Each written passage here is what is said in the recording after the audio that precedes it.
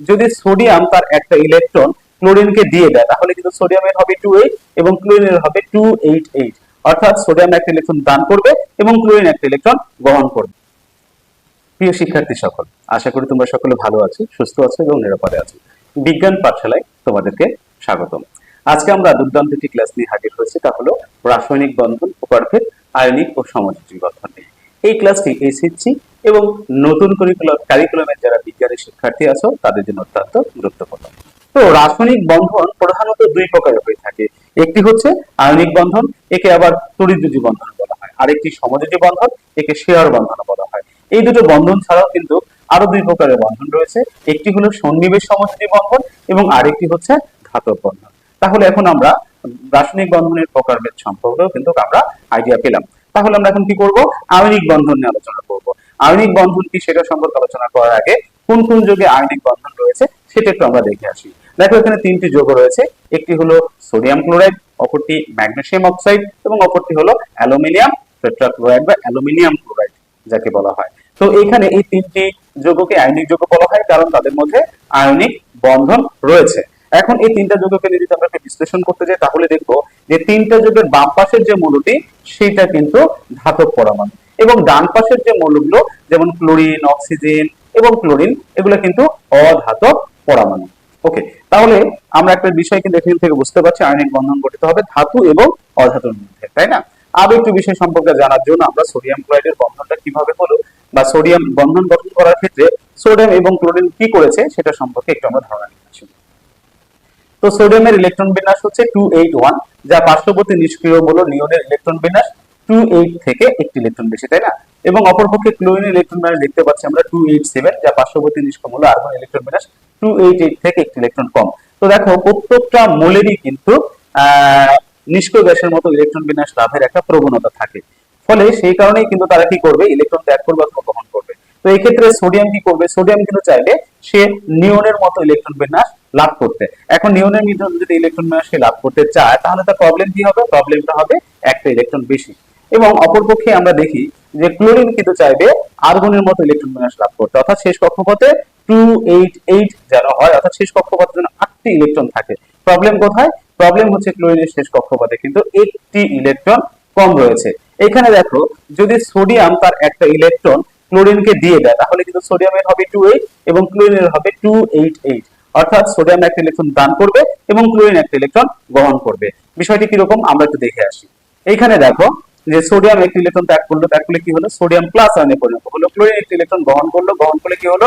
Chlorine minus আয়নে পরিণত হলো। Chlorine যে ইলেকট্রনটি গ্রহণ করেছে সেটা কোথায় থেকে এসেছে? সেটা কিন্তু সোডিয়াম যে ইলেকট্রন ত্যাগ করেছে সেখান থেকে এসেছে, তাই না? এই যে সোডিয়াম ইলেকট্রন ত্যাগ করলো, ক্লোরিন তো ওই ইলেকট্রনটাকেই গ্রহণ করলো। সোডিয়াম ত্যাগ করে ধনাত্মক হলো এবং ক্লোরিন ইলেকট্রন গ্রহণ করে ঋণাত্মক আয়নে পরিণত হলো।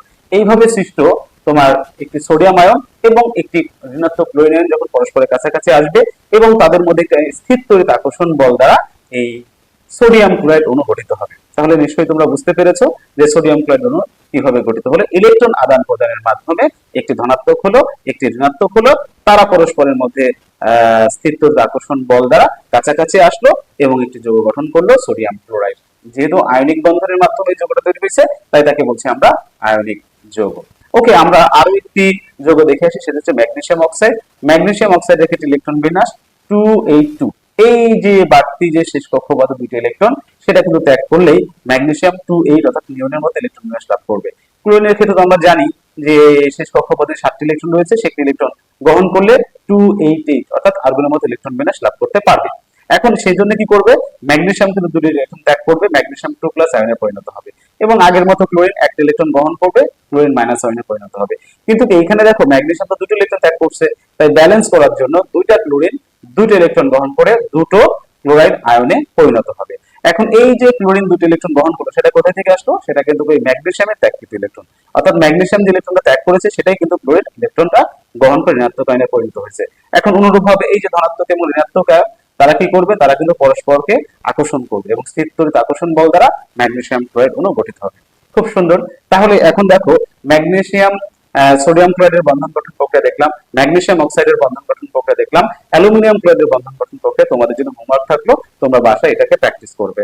এখন দেখো এটাকে আমরা সংজ্ঞায়িত করি কিভাবে, আয়নিক যৌগটাকে আমরা সংজ্ঞায়িত করতে পারি। কিরকম ভাবে সংজ্ঞায়িত করতে পারি? ধাতব পরমাণু ইলেকট্রন ত্যাগ করে ধনাত্মক আয়নে পরিণত হবে এবং অধাতব পরমাণু ইলেকট্রন গ্রহণ করে ঋণাত্মক আয়নে পরিণত হয়। এইভাবে সৃষ্ট ধনাত্মক ও ঋণাত্মক আয়নের মধ্যে স্থির তড়িৎ আকর্ষণ বল দ্বারা আয়নিক বন্ধন গঠিত হয়। তাহলে আয়নিক বন্ধন কিভাবে গঠিত হয়, আয়নিক বন্ধন কাকে বলে সেটা কিন্তু তোমরা একদম ক্লিয়ার হয়ে গেলে। এখন তাহলে চলো আমরা যাই এই যে বন্ধন গঠন প্রক্রিয়াটা কিভাবে লিখবো আমরা এবং কিভাবে নোট করবো, এটা কিন্তু খুব ইম্পর্টেন্ট একটা বিষয়। দেখো এখন যে কারিকুলামটা রয়েছে বা এসএসসি পরীক্ষার্থী যারা, তারা কিন্তু এটা লিখতে হবে পরীক্ষার খাতায়, তাই না? কিন্তু নতুন কারিকুলামে যারা আছো তাদের কিন্তু এটা লিখতে হবে না পরীক্ষার খাতায়, কিন্তু তার মানে কি তোমাকে শিখতে হবে না? অবশ্যই শিখতে হবে। তোমাকে মাথায় রাখতে হবে না? অবশ্যই মাথায় রাখতে হবে। এর জন্য কি করতে হবে, তোমাকে কিন্তু নোট করে রাখতে হবে। তুমি যদি এটাকে নোট করে না রাখো তাহলে দেখা যাবে যে 1 বছর পরে তোমার কিন্তু এই বিষয়বস্তুগুলো আর মনে নাই। আর তুমি যদি নোট করে রাখো, বুঝে নোট করে রাখো, তাহলে যখনই তুমি কিন্তু এটা দেখবে তখনই কিন্তু তোমার মাথায় এটা আবার চলে আসবে এবং তুমি সেই আগের মতোই ধারণাটি সহজেই নিতে পারবে। তাই অবশ্যই তোমাদেরকে কিন্তু এই বিষয়বস্তুগুলোকে নোট করে রাখা উচিত। এখন তুমি কিভাবে নোট করবে? এখন এই প্রশ্নের উত্তর দিতে হলে তোমাকে 3টে অংশ লিখতে হবে: একটি বর্ণনা, একটি ইলেকট্রন বিন্যাস এবং একটি অরবিটাল চিত্র। তাহলে চলো আমরা একটি উদাহরণের মাধ্যমে দেখে আসি। যেমন দেখো এখানে একটি প্রশ্ন রয়েছে, সোডিয়াম ক্লোরাইডের বন্ধন গঠন প্রক্রিয়া ব্যাখ্যা করো। তার জন্য তোমাকে কি করতে হবে? প্রথমে লিখতে হবে বর্ণনা, তারপরে কি করতে হবে? তারপর ইলেকট্রন বিন্যাসের মাধ্যমে সেই বন্ধন গঠন দেখাতে হবে এবং সর্বশেষ কি করতে হবে? অরবিটাল চিত্রের মাধ্যমে সেটাকে উপস্থাপন করতে হবে। তুমি যদি এইভাবে তোমার উত্তরটি লেখো তাহলে এই উত্তরটি পরিপূর্ণ উত্তর হিসাবে থাকবে। সর্বোপরি আমার ক্লাসটি যদি তোমাদের ভালো লেগে থাকে তাহলে আমার ক্লাসটিকে লাইক করবে, কমেন্ট করবে এবং শেয়ার করার মাধ্যমে আমাকে উৎসাহিত করবে। তো তোমরা সকলে ভালো থেকো, সুস্থ থাকো, নিরাপদে থেকো। ধন্যবাদ সকলকে।